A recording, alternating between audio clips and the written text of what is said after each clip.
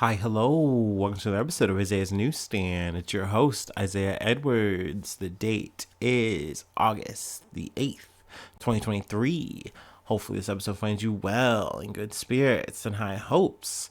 As for me, I'm doing pretty good. I'm enjoying actually a nice little day off as a little treat for myself. Let's see. I guess we can do a little bit of personal news corner. I did a thing, which said thing I will actually be getting into later in the podcast. It's actually semi-news related, I guess you could say. So after doing said thing, came home and I said, you know what? I have time. I have this whole day. I'm gonna go ahead and take a little walk. So took a little walk. It was nice. Oh, also, I guess a little aside. Uh, Over the weekend, Google sent me a notification and they said, "Oh, here's like your stats for like how much you've been walking over like the past month." And I was like, "Oh, okay, that's cute. All right, that's neat." And it just showed me how much I was walking. I was like, "Okay, true, true, true, true." Which those kind of things I know you can turn off, but I kind of like. I like the little like notification of saying, "Hey, we noticed that you're walking more. That's neat." I know my phone tells me every week. It gives me a report of how much more or less I've used my phone in the week, which I do like, even though more times than not, it's more and more and more and more and more. But every once in a while, we get like, hey, you did 5 minutes less. And I'm like, clutch, nice. I must have been meditating or something crazy. All right. I'm trying to think. Is there any relevant food corner? No, I did burgers and hot dogs. I tried to like put my buns on the skillet, butter them up and everything. It really didn't do anything drastically better, in my opinion, for me. I probably didn't like, really press them right or anything like that, but, it was okay. It was just a burger hot dog experience. Also, I put cheese on one of my dogs. I made like a nacho dog. It was like nacho cheese and then mozzarella. So that was kind of fun, kind of spunky. But yeah, usual yummies. All right. I'm gabbing. Let me go ahead and rev up my engines, and then we'll go ahead and get into some news.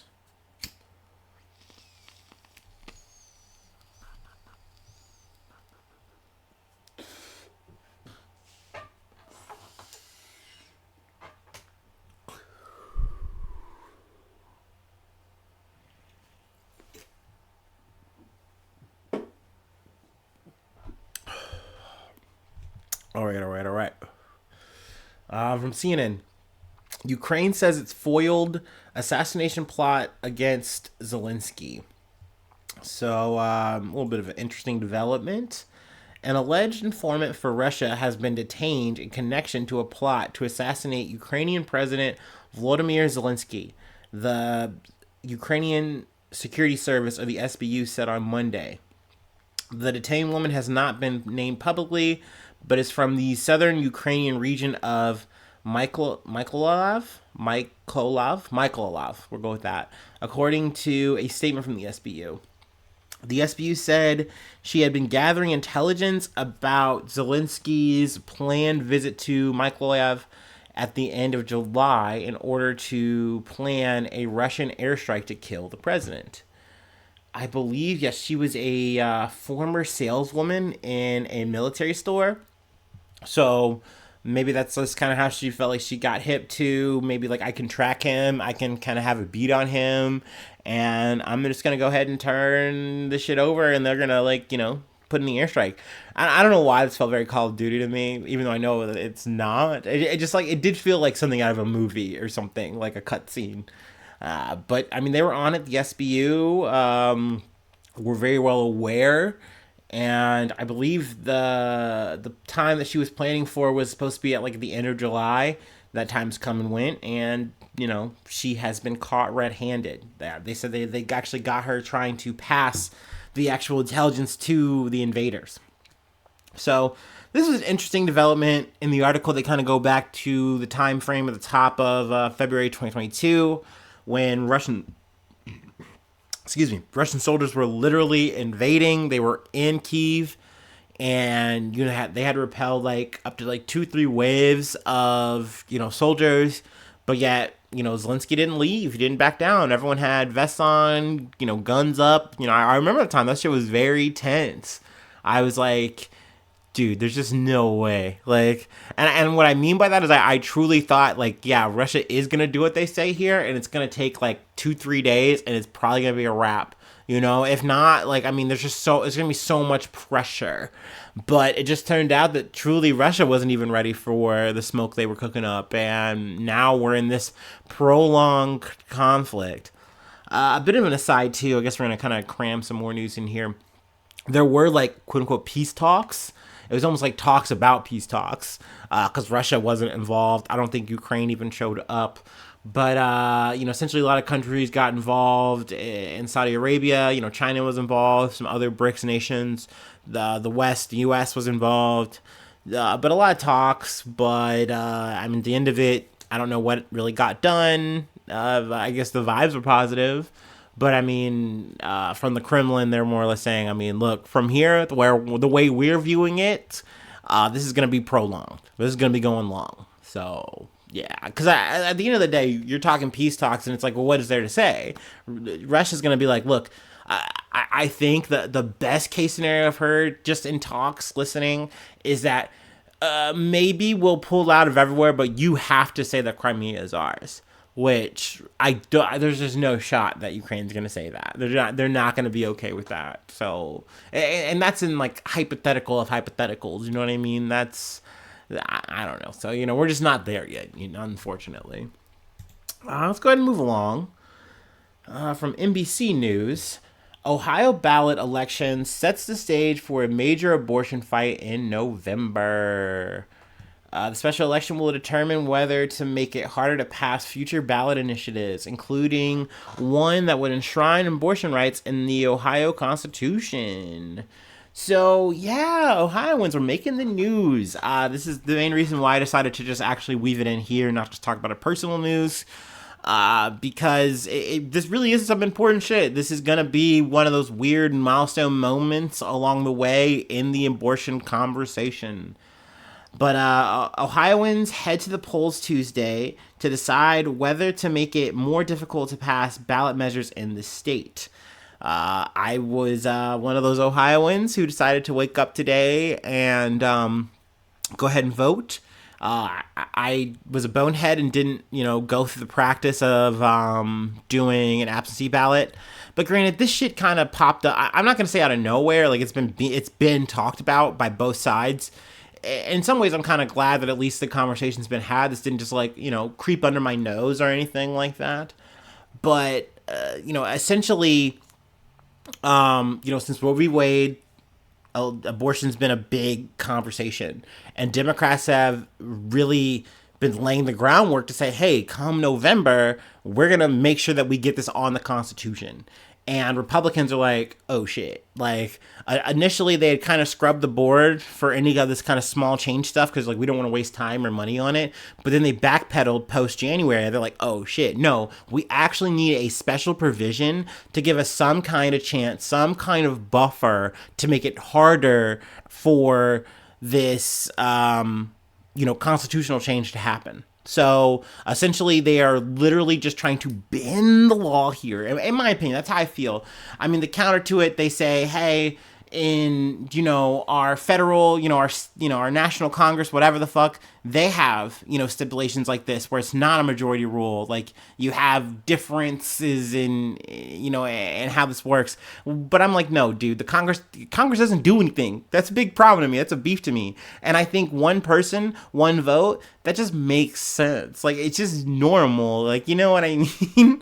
Like, trust me, when you're not getting your way, You want that. Of course you do. You go, oh no, like there's something unjust here. There's something wrong here. But no, at the end of the day, majority rule makes sense in a democracy. No, like call me crazy, call me old fashioned. But yeah. So that to me is the reason why I was like, I'm gonna vote no here. So just to put it out there, that's exactly what the fuck I did. Now, I'm glad in some ways that this was so easy to do. It was just literally you walk in, it's one issue, there's nothing else. I was expecting it to be like, oh, maybe there's something I just didn't educate myself on and there's something I'm missing. It's like, no, it's just this. But this is because the Republicans are literally trying to pull out every stop they can to try to, make this issue a non-issue. They want to, quote unquote, give their constituents what they want, and fighting over this, any potential future abortion bill, even if this is, almost like a pocket sand technique, like, they're down to do it. And I was surprised that there actually is some people saying, like, oh no, like, you actually should vote yes on this. Like, we actually do want to change things. Like, and it's like, no, I don't. I think that's weird. I think that's cringe behavior. But hey, that is the other side of the conversation. I do try, as much as biased as I am, to try to give as much balanced coverage as I can. Oh, excuse me, Burbaholic. If issue 1 passes, it will make it harder for a ballot measure enshrining abortion rights in the state constitution to pass this fall. Tuesday's ballot measure would also toughen rules for groups trying to place future ballot measures before voters, as they would need to obtain signatures from voters in all of Ohio's 88 counties instead of the 44 now required. In addition, the measure would eliminate a 10-day curing period during which groups are currently allowed to gather additional signatures to replace any previous signatures that officials deem invalid. And something else I kind of wanted to add, I feel like I'd be remiss with, not saying it. But, like, I know some people maybe didn't care so much about the abortion thing, and maybe some of my, like, stoner friends were more like, hey, look, like, I'm voting no because, one, I think this is bullshit, because, once again, it just makes sense, majority rule, duh, like, one person, one vote, duh. But, like, I have, there are potential marijuana laws coming up in the future that I want to be able to vote for, and I don't want them impeded by this. And I'm like, yes, good. I'm like, cook, brother, sister. Like, yes, keep, because at the end of the day, you're right. Like, it is weird. This is a odd fucking bill to try to shove through. And, that's why I referenced it earlier. And that's why, like I said, I'm willing to take some PTO and just say, hey, like, I'm going to treat myself and go vote. and I truly hope that you voted yourself. Like, hopefully you weren't a bonehead like me and you did absentee. I think early voting is definitely the way to go. For the majors, I definitely try to do that. I don't like to be out in the thick of it. Luckily today, I got there early, and like I said, it was very in and out. Considering it's just a one thing, like a one issue thing, I don't know if it's going to be any kind of lines or anything like that, or many people out and active protest or for or against. I don't fucking know. But yeah, I am glad that we haven't stripped rights in the state that, like, you can't absentee. I know that that's like kind of talk, but I mean, even something like this, just this issue alone is something that I feel is very reductive. And I'm very against. So I was happy to take the time to do. Granted, I could have gone to work and, done it after, but that would have jammed up my whole fucking day for this little one thing. So I'm like, no, I got the PTO. I'm going to treat myself. Okay. Let's move on. Other things. Other news. From CBS News. FDA approves Zeronolone. First pill for postpartum depression. Crazy with them names, Ted. That's a Pineapple Express reference. I say that inside joke for like one person here. Okay. Anyway, the Food and Drug Administration announced Friday it has approved the first oral treatment for postpartum depression. The drug, called Zeronolone, God, it's like a fucking Pokemon, is a once-a-day pill that will be branded as Zurzuvae, because that's easier to say, thank you, by drug makers, Sage Therapeutics and Biogen. Zeronolone is approved for use in adults for the treatment of postpartum depression, an episode of major depression that can begin after childbirth, or the later stages of pregnancy, which affects an estimated 15% of women in the weeks or months after having a baby. Let's see. Having access to oral medication will be a beneficial option for many of these women coping with extreme and sometimes life-threatening feelings. Dr. Tiffany Farashone, director of the Division of Psychiatry in the FDA's Center for Drug Evaluation and Research, said in a statement. Now, this pill is only supposed to be like a 2-week thing, but it's supposed to, like, help you rebalance, your chemicals, going on, and it's supposed to have a lot of good effects. And at least coming from the clinical trials, it has been deemed effective. So I'm happy to see something like this. And also, I think it's a big break in medicine, because if this is something that you can use for postpartum depression, it might be something that, even though it's not so much now, it was on the table, but it was turned down for that. But you could potentially use for depression in general. So I'm like, okay, this is cool. This is something that it is worth talking about. It is very relevant. And also, too, I think just the conversation of postpartum depression is a really relevant conversation to have. Granted, I know I'm a man. I don't really have much to really say in this arena, but I do think it's something that, like, it should have a platform. People should be knowing about this shit. I know sometimes it's been like coined as like baby blues, or, I had like a little bit of a sad moment or whatever, but like it really deserves to have like a space where like people really are taking the time to educate themselves, where it's like, hey, this is a part of learning about having a baby. Pregnancy is like, hey, not just this, but just like the potential, how do you handle yourself in, the times right after that? Because it is really relevant. I think the first time I remember having, seeing it represented was actually in Scrubs, where Carla and Turk, they have their baby, and, she talks about how she's just feeling so sad, and, just all the emotions she's having, post pregnancy. And I was like, wow, like, this is something I remember hearing about, but no one in my circle really has had a baby or like really talked about that. So it's like, it was interesting to see that play out on a screen. And then I kind of noticed, having conversations with my friends, oh wow, like, this is definitely something that people are having. It's not just something on TV. And I think that having that representation, having these conversations are really important. So good that there's a medicine out there. Good that we are talking about it. I think that's just all in all on the up. I did want to go over some of the side effects and stuff about it. Zerlone's label will carry a box warning that patients should not drive or operate machinery for 12 hours after taking the drug. The FDA says the most common side effects include drowsiness, dizziness, diarrhea, fatigue. The most common cold and urinary tract infection. That's a bummer. There is a risk of suicidal thoughts, which is definitely very relevant, because if you're dealing with depression, the next thing you know, the drug eventually causes suicidal thoughts. That's no good. But the drug may cause fetal harm, so women taking it should use contraception, the FDA says.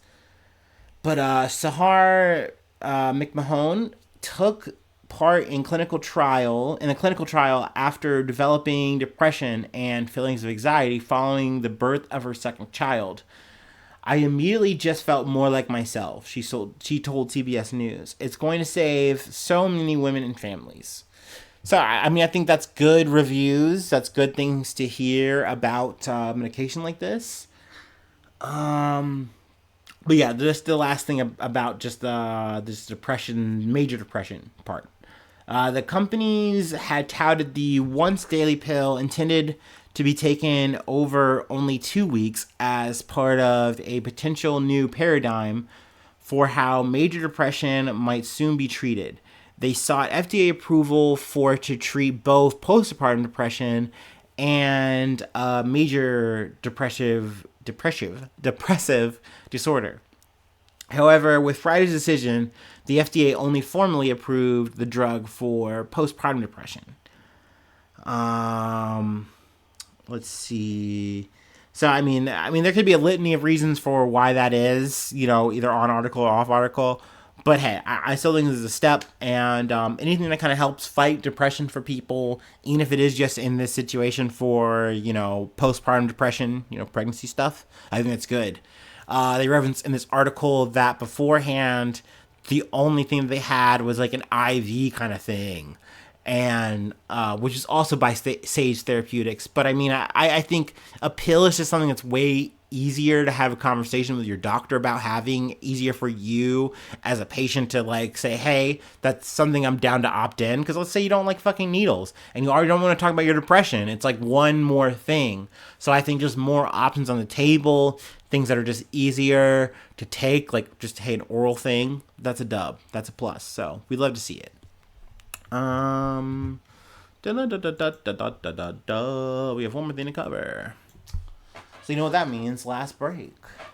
Ooh, I'm sweating. I will say the weather was so nice today. Like when I was out on my little walk, I was like, ooh, this is such good weather. Granted, I was obviously doing it like, I was like around 8 or 9. So I was like, okay, this is nice, No clouds, but still not super hot. I'm not baking, I'm not melting. But here I am now just, turning to clay face.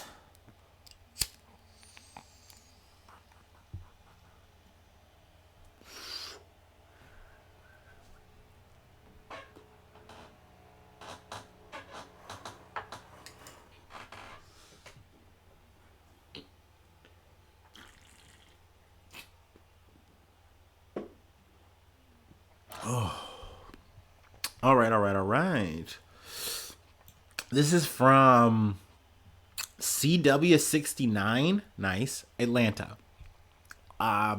Appeals court throws out conviction after judge says black man looks like a criminal to me. So that's neat. That's fucking fresh. We love it. We love to see it. An appeals court on Thursday overturned the drug conviction of a black man, saying his rights were violated by a Detroit federal judge who was upset over delays in the case and declared, "This guy looks like a criminal to me."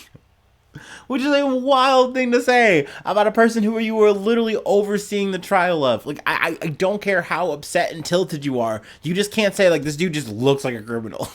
You can't even say he feels like a criminal. Like, that's just out of pocket as hell to say. Anyway, such remarks are wholly incompatible with the fair administration of justice, the 6th U.S. Circuit Court of Appeals said. U.S. District Judge Stephen Murphy III, who is white, apologized nearly 2 years later when the case against Leron Liggins finally was ready for trial. He explained that he was mad at the time, and I regret it. I'm glad that he has some regrets. Nonetheless, the appeals court said Murphy should have removed himself as Liggins' attorney had suggested. The court threw out the heroin distribution conviction and 10 years prison sentence and ordered a new trial with a different judge. So, essentially, another judge is going to be trying this. Most likely it's going to have the same fucking outcome. Like, fine, whatever. I could spend another episode or time talking about that, what have you. But this in and of itself, the fact that this man was so upset, and in terms of like why he was upset is he was Murphy said he lost his composure in 2020 after Liggins repeatedly had switched between wanting to plead guilty and choosing a trial, and had also failed to get along with his second lawyer. He ended up with 4. And this is where, Murphy says what he says. I'm tired of this case. I'm tired of this defendant. I'm tired of getting the runaround. This has been going on since February 6th of 2018. Murphy said in court. So this man's going full Dr. Manhattan on Mars. He's just tired of people. He's tired of their lies. And this is where he says it. This guy looks like a criminal to me. This is what criminals do, Murphy says. This isn't what innocent people do, or this isn't what innocent people who want a fair trial do. He's indicted in Kentucky. He's indicted here. He's alleged to be dealing with heroin, which addicts hurts and which addicts, hurts, and kills people. And he's playing games with the court. At trial in 2021, a judge for 15 years, Murphy, a judge of 15 years, apologized and said he would be fair to Liggins. And he says he just lost his head. But that's just not enough. It's just not enough, dog. Like I said, I'm sure at the end of the day, Liggins is going to go back to this process and, yada yada. But if Murphy the Third was staring in front of Donald Trump, do you think he would have said that? Do you? I highly doubt it. I don't think so. Like, at the end of the day, if you have the money, and maybe we're not talking about fucking heroin or whatever, maybe we're talking about a drug like Oxycontin. At the end of the day, no matter what the runaround is, you don't sit there, you don't call the motherfuckers from Purdue Pharma and you say, oh, you guys look like criminals to me. Or even, you guys feel like criminals to me. You don't say that shit as a judge. You just don't make that kind of fucking statement. So yeah, you deserve to be hoisted by your own petard by that shit, dog. I don't know what to tell you. It's just funny. It's laughable. So I had this story and I was like, you know what? I got time. So I'll talk about it. I'll squeak to that. But that's all I have for today. Thank you so much for tuning in. If you'd like to support, I do have a Patreon, patreon.com/Isaiah News. Every $5 a month gets you, it gets you news status. There's some archived episodes, some real shit, some truths. News status once a month. Shout your name out on the podcast. Shout out to the project. If you'd like to hit me up on the free, IsaiahNews1@gmail.com. I'm also on all the socials. Feel free to follow me or the podcast. Also, please subscribe to the YouTube. That helps out a lot. Comments are great. Thumbs up are great. All the reviews, best reviews, I hope. 5 stars. I'm trying not to burp again. But on that note, hopefully I see you soon for some more good news. I love ya. Bye-bye. Mwah.